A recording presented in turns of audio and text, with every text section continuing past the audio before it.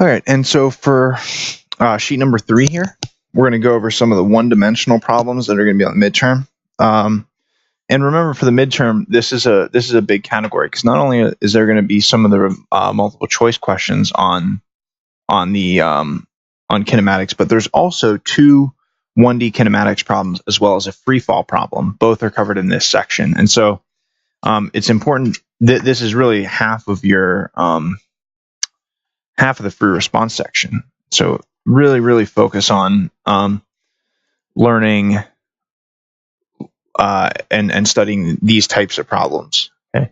So when we talk just simply constant speed and velocity, that's what we're going to start with. These ones will be more of the focus on the multiple choice, some of the conceptual questions. But you really want to look for this constant speed. Anytime it says constant speed or constant velocity, then we know the acceleration is 0, and that means we can use certain equations that we wouldn't be able to use otherwise. So make sure you're looking out for that when you're reading the question. That's a really big keyword to look for. So it says a jogger jogs a complete warm-up lap around the Stoka track. 1 lap on a standard track is 400 meters. Let's assume the lap is jogged in 120 seconds. Okay. So the first question is, what is the distance traveled by the jogger? Now, so here's the track, right? It goes straight around the curve and then comes back. Oh, not very good. So we start here, we have a straight, curve, straight, and curve, and then we're back to where we started. So if we look at the overall distance traveled, the distance traveled is going to be 400 meters because distance traveled doesn't care about the direction that we went. We just want to know how far did we run. But the displacement, which is our delta x, and is a vector quantity, actually cares about where we started versus where we stopped. So the displacement's always our final position minus our initial position. X final minus X initial, which is, in this case, 0. Because we start and stop at the same point. Right? And then this leads really easily into the next 2. What is the average speed of the jogger? What is the average velocity of the jogger? And so we can look at the average speed in meters per second. So speed depends on distance per time, d over t, versus velocity, which is a vector, which depends on the displacement over time. And so here we have 400 meters in 120 seconds. So we do 400 divided by 120. And this gives us 3.33 meters per second. And the average velocity is 0 divided by 120, which just gives us 0. All right, so that's the difference between distance and displacement and speed versus velocity. If you were to go 400 meters in a straight line, then the distance and displacement would be the same. The speed and the velocity would be the same. All right. Looking at number 2, it says, while you're driving to college, you drive 60 miles west, then 80 miles north in a total of 2.5 hours. What is the total distance traveled on your trip? So here, we're not going in a circle. We're taking this path here, 60 miles west, 80 miles north. So our total distance traveled is going to be the sum of the 60 here along this path and the 80 here along this path. And so we're going to, for the total distance traveled, it's going to be 60 plus 80, or 140 miles. We're adding up both those.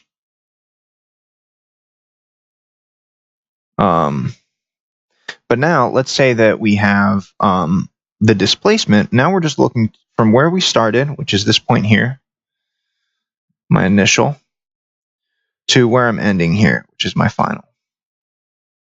And so I'm really looking for this distance over here. Okay. And so now I need to find actually the diagonal of this triangle, which hopefully you see, okay, this is a right triangle, and so the distance, or my displacement here, is going to be the square root of 60 squared plus 80 squared, which is a total of 100 miles. So that's my displacement for the trip. Okay. What is your average speed in miles per hour for the trip? And what is your average velocity? Again, when we look at this, when we look at speed, we're looking at distance. So we do 140 miles divided by the 2.5 hours that it took. 140 divided by 2.5. This gives 56 miles per hour. But I'm looking for velocity. Here I'm going to worry about displacement. And my displacement was 100 miles in the 2.5 hours. So my average velocity is actually going to be a little bit less. It's going to be 40 miles per hour. Right? So again, difference between distance and displacement. So to answer a couple conceptual questions, your displacement can be greater than your distance traveled. True or false? So this one's going to be false, because no matter what we do, our distance can never be greater than our displacement. Displacement can never be greater than our distance. They can be equal. They're either equal or displacement is going to be less, because distance doesn't care about direction, so distance is always going to be larger. But your displacement can be less than or equal to your distance traveled. Now this is true. So the opposite of that first statement. And for the same reasons. All right. It says a race car drives at a constant speed of 35 meters per second for 15 seconds. How far did the race car travel in this time? Okay, so let's take a look at this. This is again, what I said was look for this constant speed. What does that mean? It means the acceleration is 0. It means that we can now look at and just use the equation that the speed is equal to the distance over time.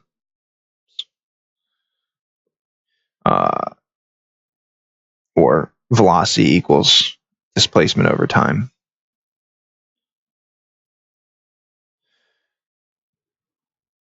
So let's look at what they gave us. They gave us speed here as 35 meters per second, and they gave us the time here. And so we're looking for the distance.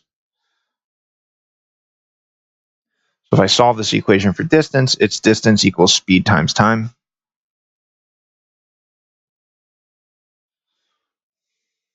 Which is 35 times 15.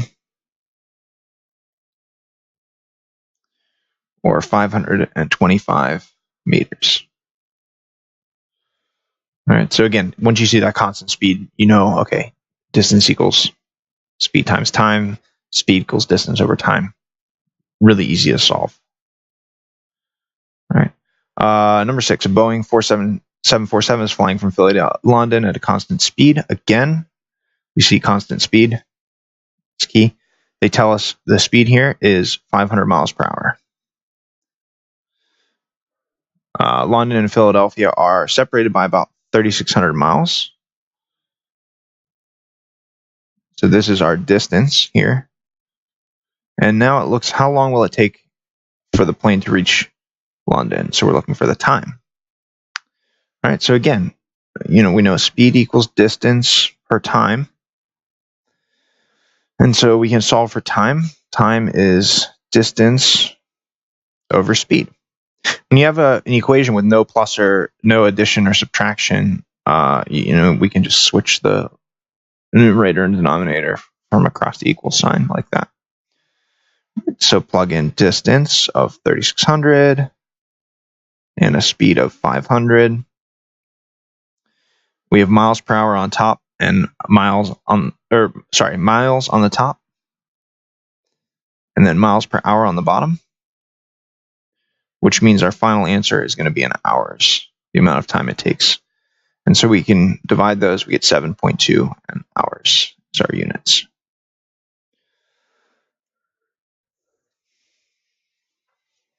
Okay, so those are the types of problems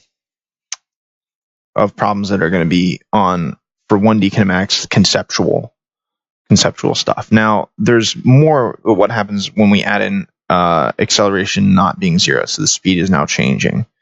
And so that's what the second part of this worksheet looks at, constant acceleration or free fall. So here, just to go over conceptually what we're talking about, the chart below shows velocity and acceleration vector information for 4 different cars. And then we have the signs of the velocity and the acceleration in these 2 columns here. And so what I'm looking at is 4 different scenarios. Car A, which has a velocity and acceleration that are both positive. And the question is whether or not this is speeding up or slowing down. And so if my velocity and acceleration are in the same direction, that means speeding up. So when it's same direction, it's speeding up. If it's in different directions, such as in having a positive velocity but a negative acceleration, that negative acceleration is taking away from the positive velocity, which is causing it to slow down.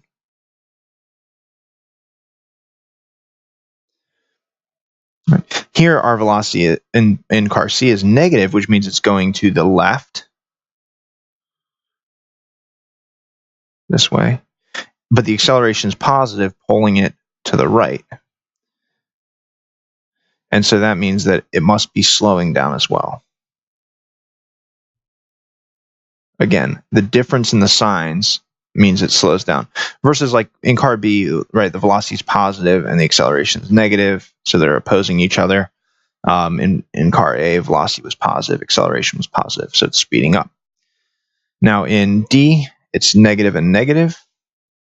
And so we have negative velocity, so it's going to the left, and the acceleration is also negative. So the acceleration is pushing it in that direction,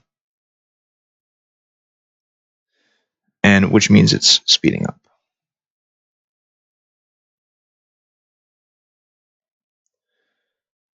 Okay, so let's look at a few more conceptual questions here, 8 and 9. 8 says a hockey puck is sliding on ice at a constant speed. What can be said about the acceleration of the hockey puck? So again, see constant speed means immediately acceleration is 0.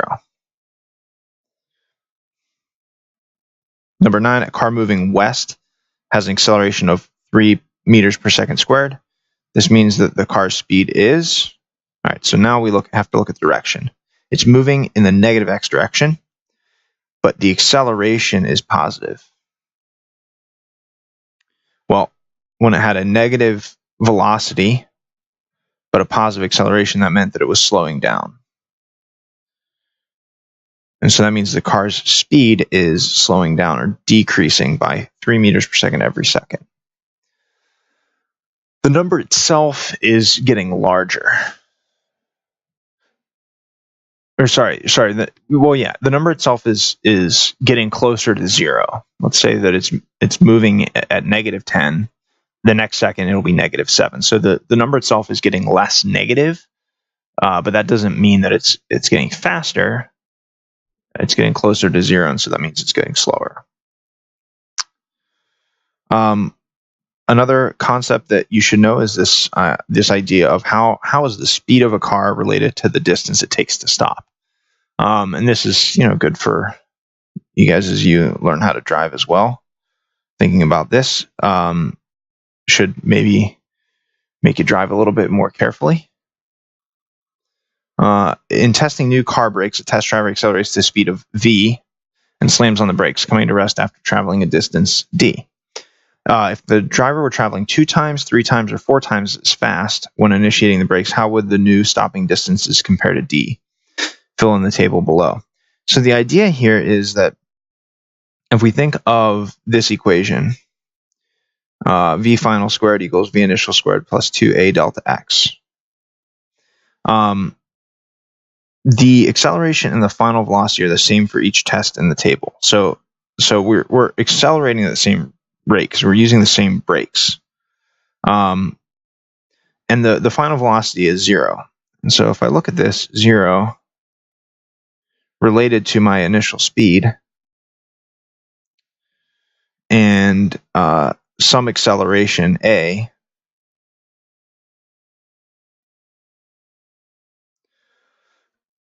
I can solve this for and vi squared will be equal to negative 2a delta x. Now negative 2a is going to be the same. This part here is going to be the same for all the scenarios because we're using some brake that has some acceleration. And so if I look at the distance right here that it's traveling based on vi, if I double vi, if I make this 2 times larger, then that means that my distance, in order to keep up with that, will have to be 4 times larger because it's because of this squared there. The velocity gets squared, and so if I'm going twice as fast, my distance 2 squared would be 4. And so my stopping distance for twice the velocity would be 4 times the distance. In the same reasoning, if I go 3 times as fast, now that's actually 9 times the distance because it's 3 squared. 4v would be 16 times the distance. So 100 times the distance would just be 10 times as fast. So it's interesting because if you're going, the difference between going 15 miles per hour and 30 miles per hour, it's actually taking you 4 times as far to stop if you're slamming on the brakes. Your car's going to go 4 times as fast, or 4 times as far in that same amount of time. All right, so which statement below regarding free fall is false? Oops.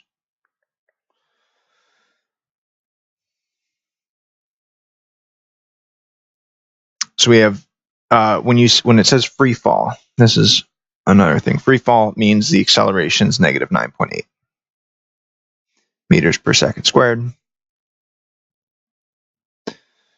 An object is undergoing the acceleration due to gravity. Okay, and we're looking for the statements which are false. So statement A is true. The acceleration due to gravity is constant. All objects fall at the same rate. That's also true. It's negative 9.8. The acceleration due to gravity on Earth is 9.8 meters per second squared. That's true. 2 objects dropped from the same height will hit the ground at the same time. That's also true. Everything's falling at the same rate and are accelerating at the same rate. So if we drop them at the same time from the same height, they'll accelerate at the same rate and hit the ground at the same time. Think back to the penny and the feather in a vacuum chamber demo that I showed earlier in the year. Even though the penny was lighter, it hit the ground at the same time. The acceleration due to gravity points downward. That is also true. It's a vector. That's why there's a negative there, which has to mean that the heavier objects fall faster than lighter ones is a false statement. And again, think back to the penny and the feather demo. This is a little bit counterintuitive because you drop a sheet of paper, it kind of flutters down to the ground. But again, that's talking about air resistance. When we consider free fall, we are going to ignore air resistance. Okay. And then here are some kinematic problems, and these are probably the important ones that you should look over. We're going to have 3 of these types of problems on the free response section. So these ones are really important to study. Make sure you know them. Okay, so here's a train leaves this train station from rest and accelerates at 2 meters per second. So how I always saw these was in class was writing down the things I know, and the things I want to solve for. So there's always these 5 variables that we're looking for, and we're trying to figure out which ones do they give us and which ones do we need to solve for. It says that the train leaves from rest, which tells me that my v initial is 0.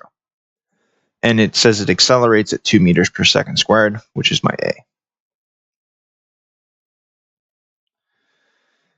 How fast is the train traveling at this time?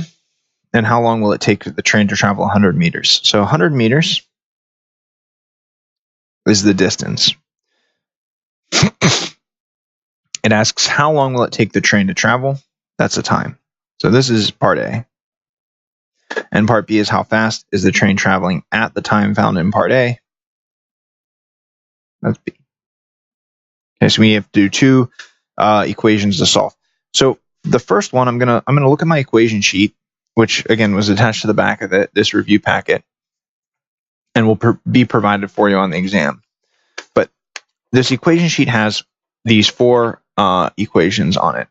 So I'm just gonna maybe write these off to the side here, just so we have them for reference later on.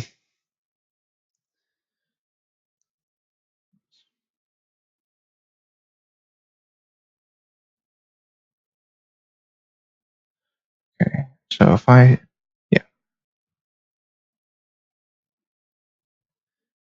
don't know why it keeps doing that. Okay. All right, so we're just going to put them off to the side here. We have this is for the freefall equations and the horizontal acceleration equations underneath one-dimensional kinematics. We have v final equals v initial plus at. We have delta x equals vit plus 1/2 at squared, and v final squared equals v initial squared plus 2a delta x. So make sure, obviously you're going to be provided with these 3, but make sure you know how to use them. In free fall, the only difference is we say that the acceleration is g, and g is negative 9.8. So I'm going to be using those ones. And so again, looking at my problem, solving for time, the equation without v final in it is the one that I want to use. So if I look, in this one, there's a v final in here and here. And so I want to use the second equation because it does not have a v final.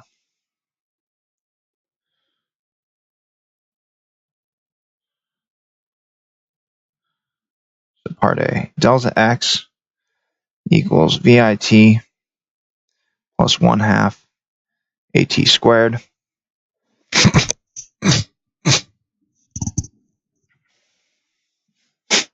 And yeah, now it's just plugging in. So plug in from the variables, So delta x is 100. V initial is 0. So it's 0 times time. Time is our unknown.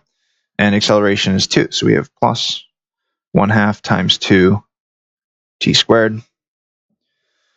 This 0 times time is 0. And so we get 100 equals 0 plus, and then half of 2 is 1. So we get 100 equals t squared, or t equals 10 seconds. And then in part B, we're looking for v final. We can use either of the other 2 equations here because we know all the other ones. This one's probably easier, equation 1, because it is linear as opposed to having these squares here. So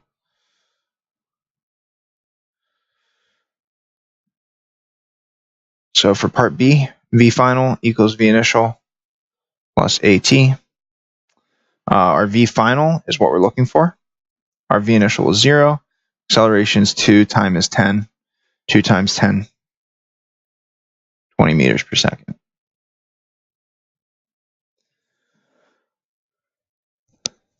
Okay, so let's look at another kinematics one.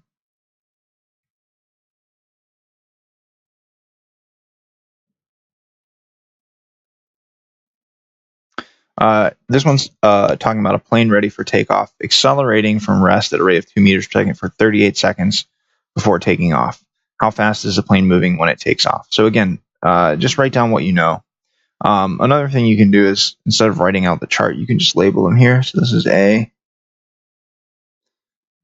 and this is T, and then from rest means VI equals 0. So same three things we actually have, VI, A, and T, that we had up here. And then we're looking for how fast is the plane moving when it takes off, and how far did it travel before taking off. Oh, sorry, not the same three. We didn't have time before. We had distance before, but now we don't have displacement this time. So how fast is the plane moving? That's V final.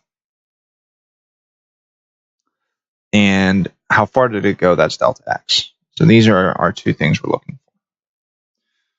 for. So in part A, how fast is it moving? We have V final, V initial, A, and T. So we can use that same equation we used for part B up above and plug in. Solving for V final, 2 times 38, 76 meters per second. As our V final. And then in part B, we're looking for the distance traveled. And so again, we can actually use any of the three equations. It doesn't really matter which one, so we can maybe use this one here. Delta x equals VIT plus 1/2 AT squared. And then it's VI is 0, plugging in. Our initial velocity is 0, so that term is 0.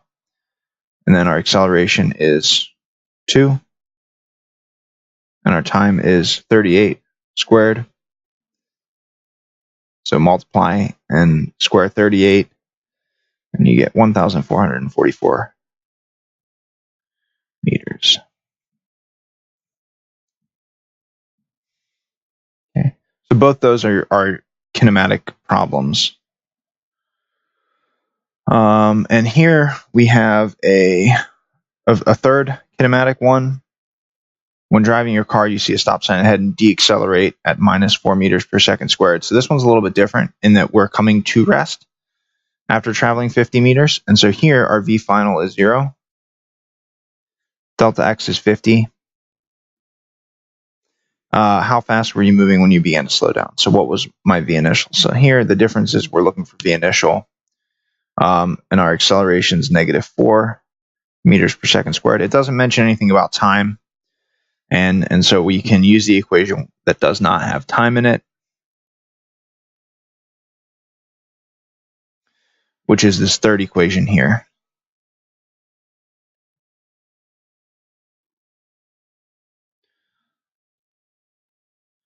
V final squared equals V initial squared plus 2a delta x. And then this V final is 0. V initial is what we're looking for. A is -4, and delta x is 50. So we plug in and then multiply through and solve. And we get V initial is 20 meters per second. Make sure you take the square root, since there's this squared factor here. When you multiply through and you get the negative, you can add it over and then take the square root, and you'll get 20. And then the last problem in this review, number 15, a rock is dropped from the roof of a building 25 meters tall. How long does it take the rock to reach the ground below? And how fast is the rock traveling when it reaches the ground? So here we have the building. They give us 25 meters. The difference here now is we're looking at an object that's being dropped and then moving down. And we know that it falls 25 meters, and we want to know how long it takes to reach the ground and how fast it's moving when it reaches the ground. The key here is that it says it's dropped, which means it's not thrown. So V initial is 0. And because it's now in free fall, we know the acceleration is negative 9.8. And the height of the building is 25, which means the displacement in the y direction is negative 25. So it looks like, they only give us one number in the problem, but we can infer V initial from it being dropped and acceleration from it being dropped. So we actually have 3 things, and now we can just solve for the other 2. To solve for time, without V final, we can use delta y equals VIT plus 1/2 AT squared, where delta y is negative 25, VIY is 0, and then the t doesn't matter because it's being multiplied by 0 there. Then we have the 1/2 negative 9.8 t squared. So that's negative 4.9 t squared on the right-hand side. And so we can just divide by negative 4.9 and then take the square root, and you get a time of 2.23 seconds.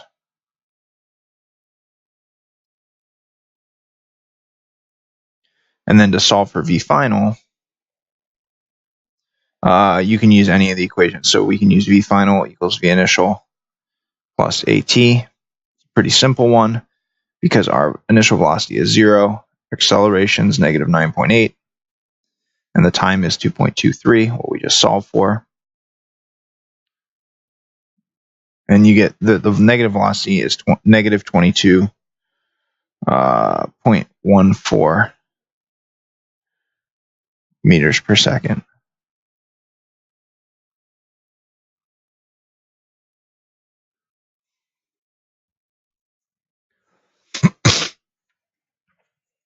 Okay, so that's it for one-dimensional kinematics. Remember, there's going to be 3 of these types of questions on the exam, so make sure you review this one.